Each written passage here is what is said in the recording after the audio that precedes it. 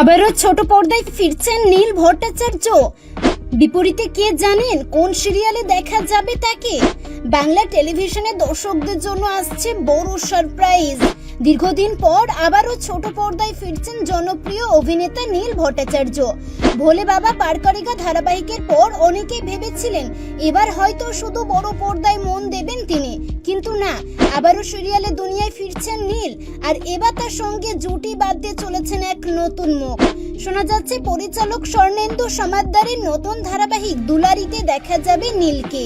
আর সবচেয়ে বড় চমক হলো এই সিরিয়ালের নায়িকা হিসেবে প্রথমবার ছোট পর্দায় প্রধান চরিত্রে অভিনয় করতে চলেছেন অভিনেত্রী দেবপ্রিয়া বসু। দেবপ্রিয়াকে আমরা এর আগেও বিভিন্ন ধারাবাহিকে শিশু শিল্পী হিসেবে দেখেছি, কিন্তু এবার একেবারেই নায়িকা, তাও আবার নীল ভট্টাচার্যের বিপরীতে। স্বাভাবিকভাবেই দর্শকদের উত্তেজনা এখন তুঙ্গে। তবে এখানেই শেষ নয়। অন্দরমহলের খবর বলছে এই ধারাবাহিকে থাকতে পারে অসমবয়সী প্রেমের এক অন্যরকম গল্প, যা বাংলা সিরিয়ালে নতুন যাত্রা যোগ করতে পারে। দুলারি ধারাবাহিকের গল্প গড়ে উঠবে পুরুলিয়ার এক সাধারণ মেয়েকে ঘিরে। চোখে তার হাজারো স্বপ্ন, নিজের পরিচয় তৈরি করার জেদ নিয়ে সে কলকাতায় আসবে, সংগ্রাম করবে, লড়াই করবে আর নিজের স্বপ্ন পূরণের পথে এগিয়ে যাবে। কিন্তু এই পথ কি এত সহজ হবে? শহরের কঠিন বাস্তবতা, নতুন সম্পর্ক, ভালোবাসা আর জীবনের বড় বড় পরীক্ষার মুখোমুখি হয়ে দুলারি কি পারবে নিজের স্বপ্ন পূরণ করতে? এই ধারাবাহিক নিয়ে দেবপ্রিয়া নিজেও ভীষণ উচ্ছ্বাসিত।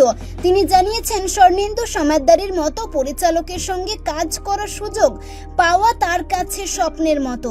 একদিকে নতুন দায়িত্ব, অন্যদিকে নিজেকে প্রমাণ করার চাপ, সব মিলিয়ে জীবনের এক নতুন অধ্যায় শুরু হতে চলেছে তার। অন্যদিকে নীল ভট্টাচার্যের কামব্যাক নিয়েও উত্তেজনার শেষ নেই দর্শকদের মধ্যে। অনেকেই এখন থেকেই বলছেন এই নতুন জুটি বাংলা টেলিভিশনের বড় হিট হতে পারে। এছাড়াও ধারাবাহিকে দেখা যেতে পারে জনপ্রিয় অভিনেত্রী পায়েল দেব, রাজন্যা মিত্র এবং মৌসুমী সাহাকে। আর নীলের দাদার চরিত্রে দেখা যেতে পারে মিরাক্কেল খ্যাত ভিকি। এখন শুধু অপেক্ষা, কবে সামনে আসবে দুলারির প্রথম ঝলক। নীল ও দেবপ্রিয়ার এই নতুন জুটি দর্শকদের মন জিততে পারে কিনা সেটাই দেখার।